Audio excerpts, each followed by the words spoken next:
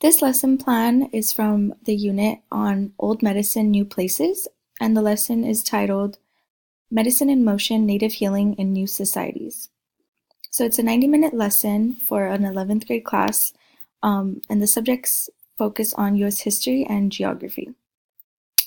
So the essential literacy strategy focus, students will be able to identify, evaluate, and integrate multiple sources of information when conducting research, collaborating, and drawing conclusions as evidenced by oral group presentations and a whole class discussion. So related skills are that students will be able to identify the cultural and geographic origin of healing traditions and how they reach the United States through diaspora, diffusion, and/or adoption. And the content focus is what we can learn about Native healing practices and traditions that have come to the U.S., including understanding their role in modern society to ensure the safety and effectiveness of complementary and alternative medicine, also known as CAM. Here we have the standards, so the history, social science standards, Common Core standards, as well as ELD standards. And for the objectives, students will be able to identify patterns of cultural dispersal as evidenced by a graphic organizer, which is an informal assessment. Students will be able to explain interaction of host and donor cultures as evidenced by a formal assessment of research notes and group presentations. And students will be able to recognize and appreciate the diversity of CAM practices and the cultures that use them, as evidenced by an informal presentation, as well as the whole class discussion. So for the language function and demands, language function includes identify and explain, and the additional language demands include vocabulary that are listed here, as well as discourse, which would be drawing conclusions, oral presentations, and whole class discussion. And here we have resources and materials. So this lesson plan was adapted from Second Opinion Integrated Curriculum Unit on Complementary and Alternative Medicine. And student prior knowledge, so students should be able to locate countries on a world map. Students should have a basic knowledge of common diseases and disorders, and students will be able to connect today's lesson to what they have learned about witchcraft and the Salem witch trials. So transition from the previous activity. So here, the teacher will explain that when Harry Potter battles the evil Voldemort, he wields a wand made of ordinary holly.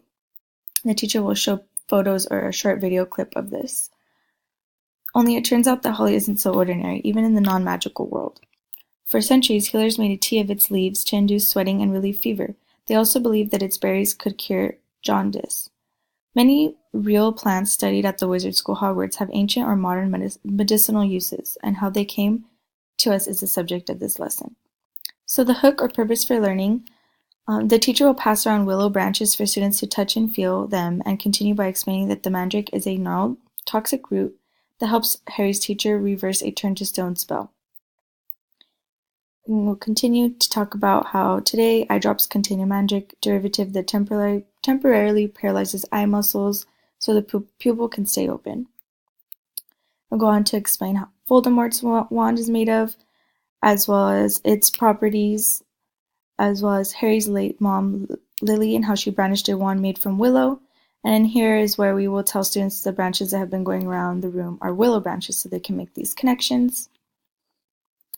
And then, so at the end of this hook, we will ask students where these medicines might have originated and how they spread from their origins. Were they always regarded as witchcraft? If not, when and how were they marked with that term? Have students turn and talk to their partner in a pair share to discuss these questions briefly before moving on. So then moving on to focused instruction or modeling. Here's when teacher will pass out a graphic organizer and present a Google Slides visual representation, which students will fill out the graphic organizer while teacher presents the Google Slides. That will explain traditional medicines and how they have led to the modern world. So a bunch of examples are going to be described, as well as their accompanying photographs in the Google Slides presentation. Here we have a check for understanding, and here another check for understanding. And then we'll continue in the Google Slides presentation to discuss diaspora, diffusion, and adoption, and another check for understanding to ensure that students are following along and gaining the knowledge necessary to continue in the lesson. Here we have differentiating for IEP 504 plan students, English learners, struggling readers, and underperforming students.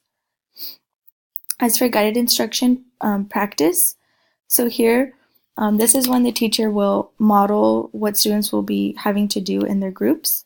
But before that, the teacher will explain what was going to be going on in independent practice to follow.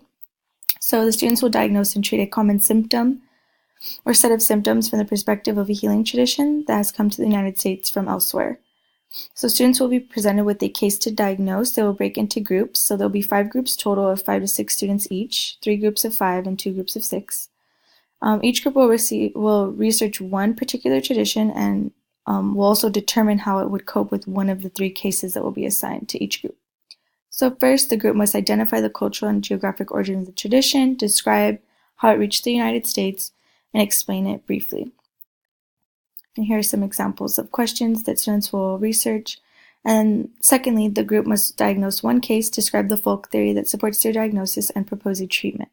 So these are the 3 cases, case A, case B, case C, and there will be case slips that will be handed out to each group. So, and these are the healing traditions, so Afro-Caribbean Santeria. And in this tradition, case A will be given to it, and it will be done with the teacher as a whole class, doing guided instruction modeling with the Think Aloud. And then these are the following traditions and the corresponding groups and numbers of students that will be in each group and the case that they will be receiving to investigate. So group members may divide the labor of research and presentation however they wish, but each group must appoint every group member to one of the following roles. So there will be a case facilitator who would kind of manage the group and facilitate it, a case manager who will keep notes and record notes that were taken during research that will be turned in at the end of class, case researcher that will lead the group in their research, 1 to 2 students depending on the group size, a case representative who will present, and a case spokesperson who will lead the class into a discussion following the presentations. So here's another check for understanding to ensure that the students know what is expected of them before the modeling, and then another check for understanding throughout the modeling. So a teacher will then split up students into their respective groups and pass out the case slips once they're done modeling the first Afro-Caribbean Santeria healing tradition with the students.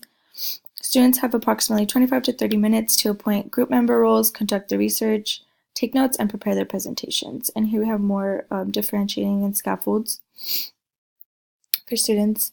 And as for independent practice, here, this is when groups will present. So representatives from each group will present their diagnoses, theories, and cures. Here's another check for understanding.